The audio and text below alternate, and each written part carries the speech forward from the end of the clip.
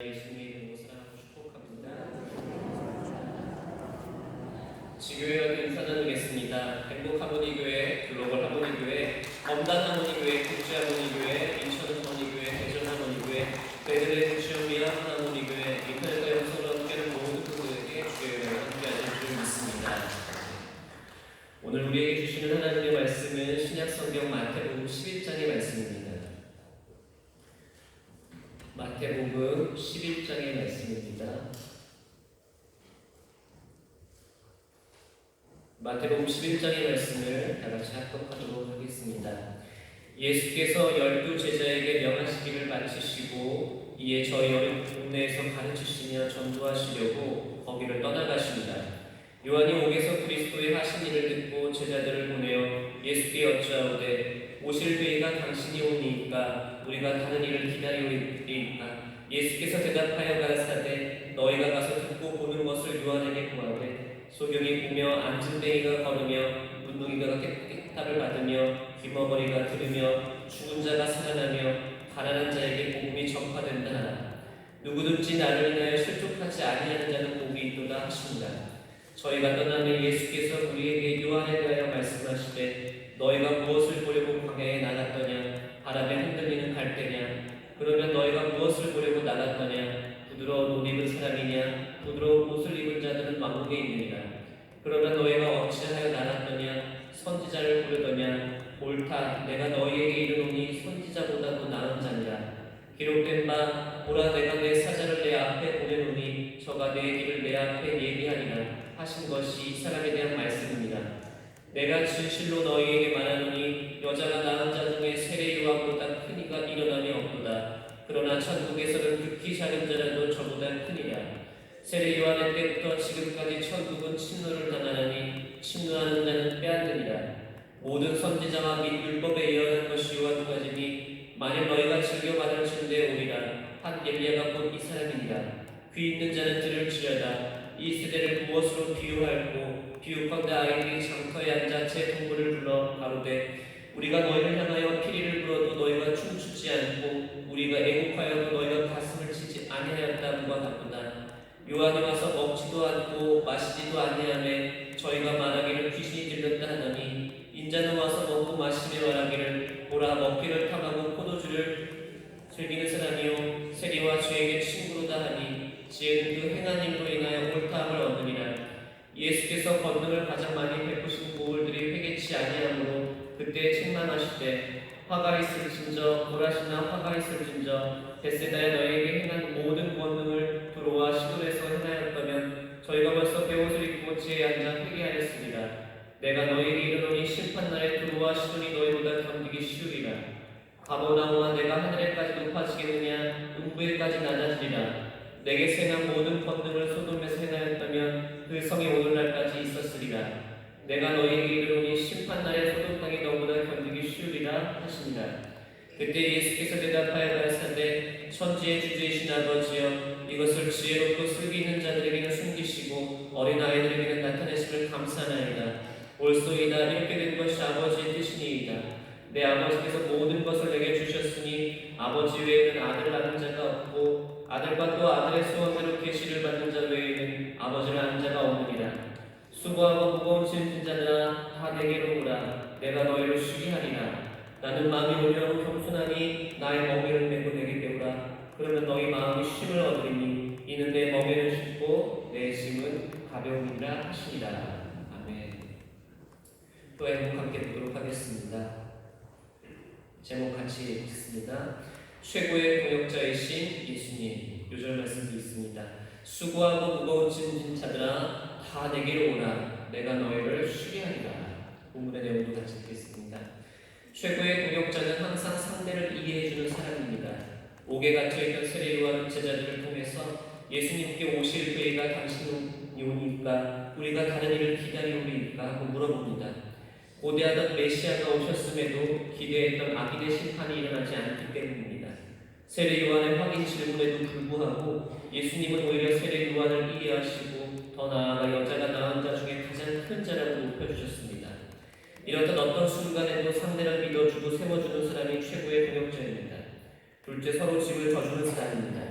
예수님은 수고하고 무거운 짐을 지고 사는 우리의 형편을 잘 아셨습니다. 그렇게 우리의 질병의 짐, 걱정과 근심의 짐, 가난의 짐을 가지고 주님께 오라고 초청하십니다. 이처럼 고난 가운데 함께하면서 서로 짐을 져주는 사람이 최고의 동역자입니다. 셋째, 온유하고 겸손한 사람입니다. 교만한 사람과 함께 짐을 지기는 쉽지 않습니다. 다툼이 일어나고 원망이 일어나기 십상입니다. 그러나 예수님처럼 겸손한 마음으로 자기보다 남을 낮게 여기는 사람과 함께하면 무거운 짐도 쉽게 질 수 있습니다. 서로를 배려하는 마음이 무거운 짐을 가볍게 만듭니다. 넷째, 서로에게 배움을 주는 사람입니다. 예수님은 내게 배우라고 말씀하십니다. 하나님의 자녀다운 삶의 본을 보이는 사람, 또한 그것을 배우려고 하는 사람 모두 최고의 동역자입니다. 서로가 배우려 할 때 주님 안에서 함께 성장하며 승리하는 것입니다. 예수님은 언제나 우리의 최고의 동역자가 되어주십니다. 예수님처럼 형제와 이웃의 최고의 동역자가 되어 가정을 살리고 공동체를 살리며 나라를 살리는 우리가 됩시다. 아멘. 오늘 본문의 말씀에서는요, 수고하고 무거운 짐진 자들을 향해서 예수님께서 오라고 말씀하십니다. 그렇게 예수님께 나오면은 무엇을 주신다고 말씀하고 계시죠? 쉼을 얻게 하신다고 말씀하십니다. 본문 우리가 너무나도 잘 아는 말씀입니다. 그리고 사랑하는 말씀입니다. 제 개인적으로도 너무나도 좋아하는 말씀이고요. 성경 설교 때 말씀을 나눌 때 이 본문의 말씀을 자주 인용합니다. 그런데 우리는 이 본문을 읽을 때요, 수고하고 무거운 짐진 자들 그리고 다 내게로 오라, 이 표현을 들으면서 이 수고하고 무거운 짐진 자들이 믿지 않는 사람들, 그러니까 교회 밖에 있는 사람들로 생각하려는 경향이 있다는 것이죠. 하지만 꼭 그렇지는 않습니다. 수고하고 무거운 짐진 자들이라는 표현이요, 예수님을 믿지 않는 사람들의 삶을 나타내 주고 있는 것도 사실이지만 예수님을 믿는 성도의 삶도 이와 같이 수고하고 무거운 짐을 진 상태에 있을 수 있다는 것이죠. 사실이 그렇습니다. 신앙생활을 오래 하고 교회 열심히 다니지만은 수고하고 지쳐 있을 수 있다는 것이죠. 예수님을 믿지만 우리는 여러 상황과 환경들로 인해서 지쳐 있다는 것이에요. 예배도 하고 기도도 하고 하나님의 일을 하는 그리스도인이지만 우리 역시 수고하고 무거운 짐을 지고 살아갈 수 있다는 것입니다. 그렇다면 왜 우리는 예수님을 믿으면서도 수고하고 무거운 짐을 지게 되냐는 것이죠. 그리고 어떻게 하면 수고하고 무거운 짐을 벗어던질 수 있냐는 것입니다. 먼저 29절의 말씀을 자세히 보니까요, 쉼을 얻는 방법이 등장해요. 수고하고 무거운 짐을 벗는 방법이 무엇인지를 알려주시는 것이죠. 예수님께서 쉼을 얻는 방법을 설명하셔요. 여러분 잘 보면 무슨 얘기입니까? 우리가 그 방법이 있는데, 쉼을 얻을 수 있는 방법이 있는데 그 방법대로 하지 않기 때문에 쉼이 없고 지친다는 얘기죠. 29절의 말씀을 다시 한번 같이 읽어보도록 하겠습니다. 나는 마음이 온유하고 겸손하니 나의 멍에를 메고 내게 배우라. 그리하면 너희 마음이 쉼을 얻으리니. 29절에서 예수님의 마음이 어떻다고 말씀하시죠?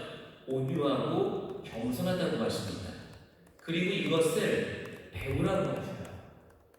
예수님의 겸손과 예수님의 온유함을 배우는 것이 쉼을 얻는 길이라는 것이죠. 믿으십니까? 우리 안에 예수님께서 이걸 배우래요. 뭘 배우라고 말씀하십니까? 온유함과 겸손함.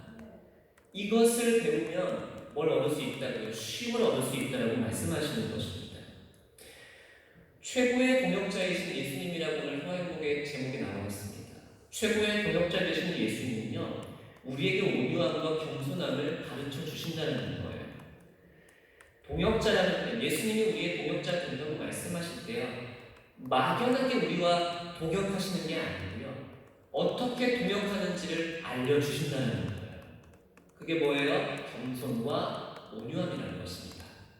그래야지 우리가 하나님을 믿으면서도 하나님의 일을 감당하면서도 수고하고 무거운 짐을 지지 않을 수 있다는 것입니다. 믿으십니까? 그래서 저는 오늘 최고의 동역자 되시는 예수님께서 우리에게 가르쳐 주시는 이 온유와 겸손에 대해서 살펴보려고 합니다. 이 온유와 겸손을 배우시는 여러분 되시기를 바랍니다. 그래서 하나님의 일을 하시면서 지치지 않으시길 바라고요. 하나님의 일에 수고가 되지 않고 무거운 짐이 되지 않는 않으시는 여러분 되시기를 예수님으로 축복합니다. 첫 번째 먼저 겸손함을 살펴보려고 합니다. 겸손을 정의하는 것이 쉽지 않습니다. 왜냐하면 많은 사람들이요 겸손을요 행동이나 습관 또는 삶의 방식이라고 생각하기 때문입니다. 어떤 사람들은 겸손을 기질의 한 부분으로 보기도 합니다. 그래서 내성적인 사람은 겸손해 보일 수 있고 외향적인 사람은 교만하다고 판단할 수 있는 경향이 있다는 것이죠. 그래서 우리는 겸손해지려면 우리가 가지고 있는 이 기질, 뭔가 성품 이런 걸 바꿔야 된다고 생각합니다. 그러나 여러분 겸손은요 성격을 바꾸는 게 아니라는 거예요. 겸손은요 성격이 아닙니다. 이해가 되실까요? 네, 겸손은 성격이 아니에요. 많은 사람들이 그래서 좀 약간 이렇게 조용하고 내성적이신 분들을 보면 저 사람은 참 겸손하다. 그리고 조금 뭔가 이렇게 주도적이고 앞에 나서시는 분들 보면 또 교만하다 이런 표현을 쓰는데 정확한 표현은 아닙니다. 그렇다면 겸손이 무엇이냐? 성경에서 말하는 겸손이 무엇이냐는 것이죠. 겸손을 이해하려면요 그 반대말을 먼저 이해해야 돼요. 그러면 겸손이 쉬워져요. 겸손의 반대말이 혹시 무엇인지 아십니까? 네, 교만입니다. 교만. 여러분 교만도 우리가 오해하는 게 이게 목이 삐딱하게 교만으로 생각해요. 이렇게 내려 빠르게 보는 게 교만이라고 생각하시는데요. 뭐 이런 거만한 태도가 교만은 아니라는 거죠. 이런 거만한 태도들은요 교만하기 때문에 나오는 열매이지 교만 자체는 아니라는 거예요. 우리가 창세기를 보면은 교만이 무엇인지 알 수 있다는 것이죠. 창세기 3장 1절에서 5절을 보니까 여러분 잘 아시는 뱀이 이제 선악과를 먹게끔 만드는 사건이 나오죠. 그러면 여러 말로 이제 유혹합니다. 아담과 하와를 이제 유혹하는데 뭐라고 말하죠? 5절에 보니까 3장 5절에 보니까 그렇게 돼 있어요. 너희가 그것을 먹는 날에는 너희 눈이 밝아 하나님과 같이 선악을 알 줄을 하나님이 아십니다. 여러 가지 말들을 던졌죠. 너희는 절대 죽지 않을 것이다. 하나님처럼 많은 것을 알게 될 것이다. 너희의 눈이 밝아질 것이다. 선과 악을 알게 될 것이다. 뭐 이런 얘기를 했는데요. 이 중에서 가장 이 아담과 하와가 가장 유혹되기 쉬웠던 표현이 뭐냐면 바로 이거라는 거예요. 너희가 하나님처럼 되어. 하나님처럼 되어. 가장 혹하게 하는 말이었다는 것이죠. 여러분, 원죄가 무엇이죠? 원죄가 불순종한 사건이죠. 여러분, 불순종 자체가 원죄가 아니고요. 왜 불순종하게 되었느냐예요. 왜 불순종하게 되었죠? 지금 말씀드린 것처럼요. 너희가 하나님처럼 될 것이다라는 말에 혹한 거예요. 그러니까 내가 하나님이 되고 싶었던 거예요. 그러니 어떻게 해요? 하나님의 말씀에 순종하지 않고 하나님의 말씀을 거역하게 되는 거예요. 그래서 원죄는 무엇이냐면요. 하나님이 주신 것에 만족하지 못하고 내가 하나님이 되기로 결정하는 게 원죄라는 것이죠. 여러분. 이해가 되십니까? 예. 내가 하나님이 되려고 했고 선악과는 단순히요. 먹지 말라고 먹은 걸 먹어서 죄가 들어온 사건이 아니고요. 먹지 말라고 한 거를 거역한 거죠. 왜요? 내가 하나님이 되려고 한 사건이라는 거예요. 이게 죄였던 거예요. 이게 죄였던 거예요. 하나님께서 이 범죄한 아담과 하와에게 뭐라고 말씀하시죠? 내 평생 수고하게 될 것이다. 이거 되게 중요해요. 교만함 때문에 죄가 들어왔고 하나님 뭐라고 말씀하셔요? 내 평생 수고하게 될 것이다. 여러분 교만은 무엇이냐? 하나님으로부터 떨어져 행동할 수 있다고 생각하는 거예요. 하나님이 없어도 내가 할 수 있다고 여기는 게 바로 교만이라는 것이죠. 하나님 없이 무언가를 하는 사람들은 다 교만한 사람들입니다. 믿으십니까? 사역하는데요, 봉사하는데 하나님의 일을 하는데 이렇게 교만한 사람들이 있어요. 하나님 없이 내가 하려고 하는 사람들이 있다는 거예요. 이게 교만이라는 거예요. 그리고 이렇게 교만한 사람들이 어떻게 돼요? 수고하고 무거운 짐을 짓게 된다는 거예요. 좀 전에 뭐라고 말씀드렸죠? 교만 때문에 죄를 지었다고 했죠. 아담과 하와가. 그들에게 뭐가 있을까라고 말씀하셔요? 수고하고 내 평생 수고하게 될 것이라고 말씀하셨다는 거예요. 여러분 이해가 되셔요? 교만하면 수고하게 된다는 거예요. 교만하면 무거운 짐을 지게 된다는 거예요. 하나님 없이도 내가 할 수 있다고 여기는 순간부터 어떻게 해요? 내가 뭔가 잘 나가고 잘한 것 같지만 결국은 어떻게 되는 겁니까? 수고하고 무거운 짐을 지게 된다는 것이죠. 하나님 없이도 가능하다고 여기는 사람들의 특징 두 가지가 있어요. 첫 번째는 자신을 중요한 사람이라고 생각을 해요. 그래서 어떻게 해요? 모든 게 다 자기 능력으로 이루었다는 겁니다. 내가 해서 이만큼 됐다는 거예요. 내가 해서 이 팀이 이만큼 가는 거고 내가 해서 이 구역이 이만큼 간다는 거예요. 다 내 능력으로 이뤘다는 거예요. 이게 교만의 일종이죠. 또 반대로 나타나는 교만이 있어요. 뭐냐면 자신을 위해 벌레를 여겨요. 우리는 예수 그리스도를 믿는 순간 새로운 정체성을 갖게 돼요. 그렇죠? 그런데 어떻게 예전에 옛사람의 모습으로 자신을 바라보는 거예요. 하나님은 아니시라고 말씀하시는데 스스로를 쓰레기 치니까 여러분 이것도 교만이에요. 진정한 겸손은 뭐냐? 여러분 자신을 낮추는 게 아니고요. 자신을 잊어버리는 거예요. 이 리버렌 목사님 하신 말씀이거든요. 뭐라고요? 낮추는 게 아니라 나를 드러내지 않는 게 겸손이라고 해요. 우리는 무슨 누가 보거나 칭찬하면 아이고 아닙니다 그러고 이러죠. 이게 겸손이라고 생각하시나요? 여러분 이게 겸손이 아니고요. 나를 드러내지 않는 것, 나를 잊어버리는 게 이게 겸손이라는 거예요. 옛사람과 옛자아를 잊어버리는 거죠. 여러분 이제 겸손이 어느 정도 정의가 되십니까? 교만은 뭐라고 했죠? 하나님 없이도 살아갈 수 있다고 생각하는 게 교만이에요. 겸손은 그럼 뭐예요? 반대니까 하나님 없으면 안 되는 거예요. 하나님이 계셔야지 내가 할 수 있다고 생각합니다. 왜 수고하고 무거운 짐을 져게 돼요? 교만합니다. 겸손함이 있으면 수고하지 않아요. 하나님이 계셔야 돼요. 하나님이 없으면 난 안 돼요 라고 말하는 사람들은요 절대 수고하고 무거운 짐을 지지 않게 된다는 것이죠. 믿으십니까? 이 겸손을 취하시는, 이 겸손을 배우시는 여러분 되시길 바라요. 예수님에게서 여러분 그 겸손을 배우시고 예수님과 동역하시잖아요. 여러분 하나님의 일이 절대 수고하고 무거운 짐이 되지 않는다는 것입니다. 오직 하나님이 아니면 안 된다는 마음으로 살아가시는 겸손함을 갖추신 여러분 되시기를 예수님으로 축복합니다. 두 번째는 온유함입니다. 성경은요 온유함에 많은 중요성을 주죠. 그래서 하나님께서 이 온유함을 가진 사람들을 사용하시는 걸 봐요. 성경의 많은 구절들을 보면요. 또 우리가 온유함을요 또 오해하는 게 있어요. 뭐냐면 온유를요 이렇게 뭔가 좀 착하고 순둥순둥한 어떤 그런 성격이나 기질로 보는 경향이 있는데 성경에서 말하는 온유는 그런 것이 아니라는 것이죠. 온유는 뭐냐면요 컨트롤할 수 있는 능력이에요.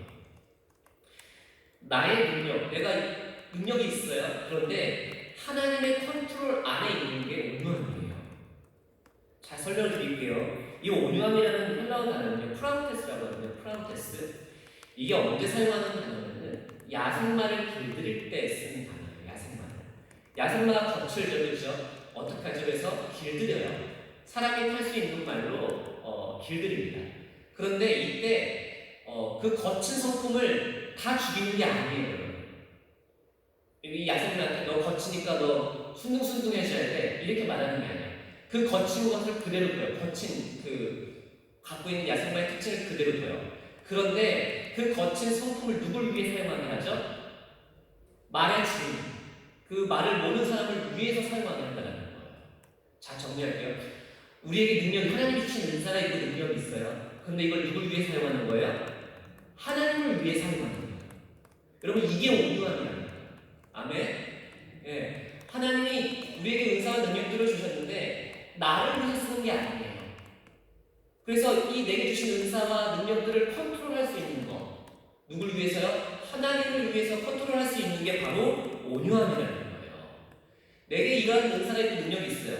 그런데 우리는 어떻게 하냐면 이걸 언제 사용하죠? 내 본능대로 사용하고 싶어요. 내 유익을 위해서 내 정욕이 이끄는 대로 사용하려고 할 때가 너무 많이 있다는 것입니다.